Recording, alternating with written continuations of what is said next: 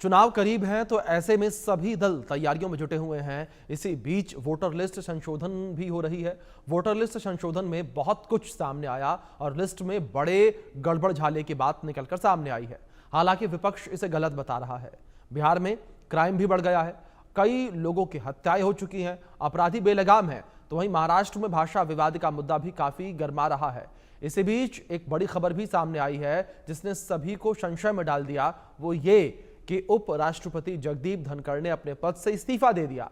अचानक से उनके इस्तीफे ने भी सभी को संशय में डाल दिया और इन सभी मुद्दों पर विस्तार से चर्चा होगी। हमारे साथ बीजेपी के सांसद जनार्दन सिंह सिग्रीवाल जी जुड़ चुके हैं। सिग्रीवाल जी, सबसे पहले तो बहुत स्वागत है आपका इंडिया न्यूज पर और इस पूरे विषय को लेकर बातचीत की जाएगी। सर, अगर बात यहां पर सबसे पहले की जाए बिहार को लेकर, तो बिहार में वोटर आईडी विवाद सबसे बड़ा मुद्दा बनता नजर आ रहा है। आपकी पार्टी सरकार में है। वोटर लिस्ट में भारी गड़बड़ी और फर्जी नाम जोड़ने या फिर असली नाम हटाने के पीछे प्रशासन की जवाबदेही तय क्यों नहीं होती? देखिए, यह सारे काम में इलेक्शन कमीशन के हैं जी, और कोई आज नहीं हो रहा है। इलेक्शन कमीशन पहले भी ऐसे मतदाता पुनरीक्षण का काम करते रहा है और उसी क्रम में अभी बिहार में भी हो रहा है। हमें लगता है कुछ लोग ऐसे लोग हैं जो विपक्ष में बैठे हैं, वह माने ऐसे संस्थानों पर भी, अब इलेक्शन कमीशन पर भी उनका माने आरोप प्रत्यारोप हो जाता है। अरे भैया, जब वोटर के लिए कितने आसान हैं, जो 2003 में पुनरीक्षण हुआ था उस समय जो वोटर होंगे उनको वोटर बनने में कहीं कोई दिक्कत नहीं है। क्या इन लोगों क्या मानसा है कि बांग्लादेशी को वोटर बना दें, बांग्लादेशी बिहार के मतदाता बन जाए और वह बने इलेक्शन डिसाइड करेंगे, या रोहिंग्या को बना दिया जाए, या फिर जो बाहर शिफ्ट कर गए हैं उनको, या फिर जिनकी मृत्यु हो गई है वर्षों पहले उनको वोटर रहने दिया जाए। तो ये इलेक्शन कमीशन का जो काम है, निष्पक्षता के साथ वह काम इलेक्शन कमीशन कर रही है। हमें लगता है कि ऐसे संस्थानों पर किसी भी लेवल पर या विपक्ष को एक शब्द भी नहीं उठाना चाहिए। लेकिन यह सब लोग की नैतिकता ही नहीं है। कोई बात अगर नहीं मिल रहा है तो फिर इलेक्शन कमीशन पुनरीक्षण करा रहे तो उस पर भी बात उठा दो। मुझे लगता है इस सबसे पूरा इन लोगों को भी बचना चाहिए, मेरा सजेशन है। और यह किसी भी लेवल पर जो चुनाव आयोग कर रहा है वो सही कर रहा है, सार्थक कर रहा है। सही मतदाता ही सही अपने सरकार को और सही प्रतिनिधि को चुनने का काम कर सकती है। जो इलेक्शन कमीशन की जवाबदेही है उसको पुनरीक्षण कर करके उसको पूरा करने का काम कर रही है। जी, ठीक है सर। अगर एसआईआर को लेकर जिस तरीके से बात हो रही है, इसको लेकर यह भी लगातार कहा जा रहा है कि चुनावी फायदा होगा। आपको क्या लगता है कि किससे चुनावी फायदा होता नजर आएगा? देखिए, फिर से मैं दोहराना चाहता हूं, विपक्ष के पास कोई दूसरा मुद्दा ही नहीं है। विपक्ष मेन केन प्रकार न मुद्दा बनाने का प्रयास कर रही है जो जनता ने रिजेक्ट कर दिया है मुद्दा। और पूरे राज्य के लोग, पूरे देश के लोग यह समझ रहे हैं, जान रहे हैं कि यह काम इलेक्शन कमीशन का है और इलेक्शन कमीशन उस काम को निष्पक्ष रूप से निष्पक्षता के साथ करने का काम कर रही है। तो इस पर कहीं अब ये प्रश्न उठाने का कहीं सवाल ही नहीं उठना चाहिए। जो ये प्रश्न उठा करके लोगों को गुमराह करने का ये लोग प्रयास कर रहे हैं, जिससे इनको कतई दूर दूर तक कोई लाभ नहीं मिलने वाला है। लोग गुमराह नहीं होने वाले हैं। लोग पहले से मन बना चुके हैं, बिहार में भी चाहे देश स्तर पर भी, कि मोदी है तो मुमकिन है। मोदी के दिशा निर्देशन पर चलने वाली बिहार की भी सरकार भी मजबूती से बिहार को आगे बढ़ाने का काम कर रही है। बिहार और आगे बढ़े। क्या इन लोग क्या मानसिकता है कि बिहार में फिर से जंगल राज लाया जाए? बिहार में फिर से उद्योग के नाम पर हत्या, लूट, बलात्कार और अपहरण का उद्योग रखा जाए जैसे इन लोगों के राज्य में हुआ था? वह कतई नहीं होने वाला है।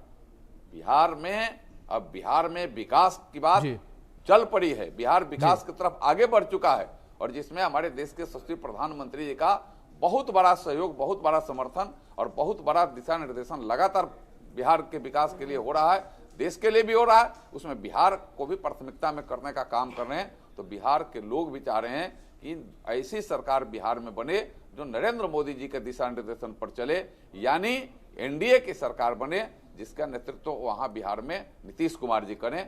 और इसीलिए लोगों ने मन बनाया है कि 2025 में 225 सीटों से ज्यादा सीट जीत करके बिहार में एनडीए की सरकार बनेगी, नरेंद्र मोदी जी का दिशा निर्देशन होगा और वहां नीतीश कुमार जी मुख्यमंत्री बनेंगे। सर, जिस तरीके से आपने बिहार में सुशासन का जिक्र किया, क्राइम का जिक्र किया, तो एक वाकया याद आ गया जहां बिहार में अस्पताल में आईसीयू में घुसकर हत्या की जा रही है और जुलाई के पहले 13 दिनों में 30 से अधिक हत्याएं जो है वो की गई हैं, इसकी घटनाएं सामने आई हैं, जिसमें मधुबनी, मधेपुरा में हत्या हो गई।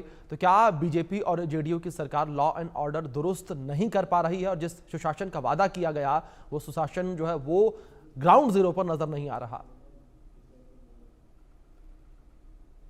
देखिए, लॉ एंड ऑर्डर में कहीं अगर अपराध हो रहा है तो आपको ये भी संज्ञान में मैं लाना चाहता हूं कि अपराधी पकड़े जा रहे हैं, अपराधियों को इनकाउंटर हो रहा है जी। कहीं भी दूर दराज तक कोई बचने वाला नहीं है, कोई अपराधी बच नहीं पाएगा, न बच रहा है।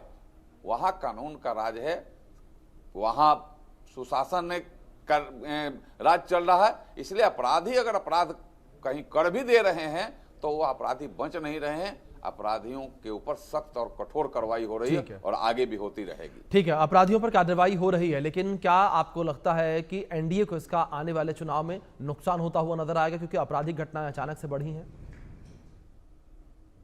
नहीं, हमारे सामने जंगल राज वाले लोग हैं, जो जंगल राज को जो देखा है, उनको फिर से जंगल राज की बात अगर याद आती है तो उनके रोंगटे खड़े हो जाते हैं। क्या स्थिति थी जंगल राज में? कोई सुरक्षित नहीं था, न चिकित्सक सुरक्षित थे, न इंजीनियर सुरक्षित था, न व्यवसायी सुरक्षित थे, न जनप्रतिनिधि सुरक्षित था, न गांव सुरक्षित था, न शहर सुरक्षित था। कोई वैसे जंगल राज में कोई सुरक्षित नहीं था।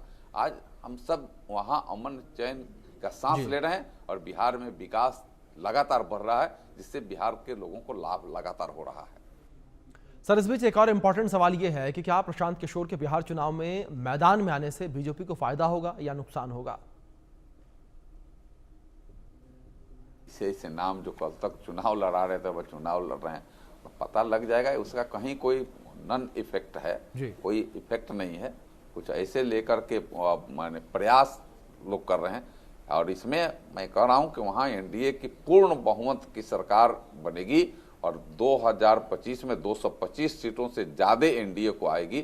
क्योंकि देश के प्रधानमंत्री पर लोगों को भरोसा है, वहां के मुख्यमंत्री नीतीश कुमार पर लोगों को भरोसा है, वहां जो हमारी सरकार चल रही है माने एनडीए की सरकार नीतीश कुमार जी के नेतृत्व में, जिसमें हमारे उप मुख्यमंत्री सम्राट चौधरी जी हों, विजय सिन्हा जी हों, हमारे वहाँ मजबूत और अच्छी सरकार चल रही है, जिस पर लोगों को भरोसा है कि लोग यह चाह रहे हैं कि ऐसी सरकार बिहार में फिर से बने और हमारा विकास का जो रफ्तार है वो आगे रफ्तार वो बढ़ते रहे। ठीक है सर, अब अगर उपराष्ट्रपति को लेकर बात की जाए, क्या आपको लगता है कि उपराष्ट्रपति जगदीप धनखड़ का इस्तीफा केवल स्वास्थ्य के लिए था या फिर इसके पीछे कोई राजनीतिक साजिश है या बीजेपी की छिपी हुई कोई तैयारी है? यह कोई सवाल नहीं है। मैंने इतने सर्वोच्च संवैधानिक पद पर हमारे आदरणीय उप राष्ट्रपति के पद पर हमारे आदरणीय धनखड़ साहब थे और उन्होंने इस्तीफा दे दिया है। उन्होंने लिखित दिया है कि भाई मेरा स्वास्थ्य अलाउ नहीं कर रहा। आपने देखा होगा कुछ दिन पहले उनका ऑपरेशन भी हुआ, उनका चिकित्सा सुविधा भी हुई, इस पर भी बात उठाना, मतलब विपक्ष को इस पर बात नहीं उठाना चाहिए। उसको शर्म करनी चाहिए कि ऐसे संवैधानिक पद पर रहने वाले व्यक्ति के लिखित रूप से कहीं कोई इस्तीफा में उसका जिक्र करने के बाद भी आप ऐसी बात उठा रहे हैं। ऐसे विपक्ष को शर्म करने की आवश्यकता है और इससे पूरे बचने की आवश्यकता है। ठीक है सर, अब इस बीच भारत का एक और सबसे ज्वलंत मुद्दा वो ये भाषा विवाद। महाराष्ट्र में भाषा के नाम पर उत्तर भारतीयों को लगातार पीटा जा रहा है। क्या बिहार चुनाव को यह मुद्दा भी प्रभावित करता हुआ नजर आ रहा है आपको? नहीं कि बिहार में रोजगार पैदा हो रहे हैं, आत्मनिर्भर भारत की तरह आपने देखा होगा हर स्तर पर, चाहे वह हमें स्वयं रोजगार करने के जो पीएम विश्वकर्मा योजना की बात हो, चाहे वो छोटे छोटे उद्योगों को सहयोग कर करके उनको और उसको विकसित करने की बात हो, यह तमाम बातें बिहार में आज लगातार बढ़ रही है। लेकिन पहले उस जंगल राज जब था, पहले जब इसी महागठबंधन के लोग जब सत्ता में थे, इतना ना बिहार को पीछे ढकेला है। अब बिहार अभी सत्ता पर आकर के आगे बढ़ रहा है। बिहार को हमें लगता है कि निश्चित रूप से बिहार में उद्योग भी होगा।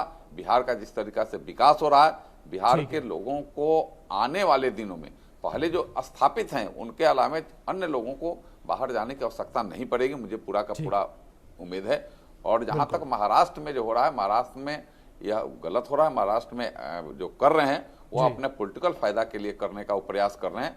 इस पर मेरा कड़ा शब्दों से उसका मैं प्रतिकार कर रहा हूं कि ऐसे करने की माने जो जुड़त उन्होंने ऐसी की है वह नहीं करनी चाहिए। बिल्कुल जनार्दन जी, जिस तरीके से तमाम मुद्दों को लेकर आपने बातचीत की, अब देखने वाली बात यहाँ पर ये होगी कि इनका असर बिहार विधानसभा चुनाव पर कितना पड़ता हुआ नजर आता है। लेकिन फिलहाल के लिए बहुत शुक्रिया आपका जुड़ने के लिए और अपना कीमती वक्त इंडिया न्यूज़ को देने के लिए।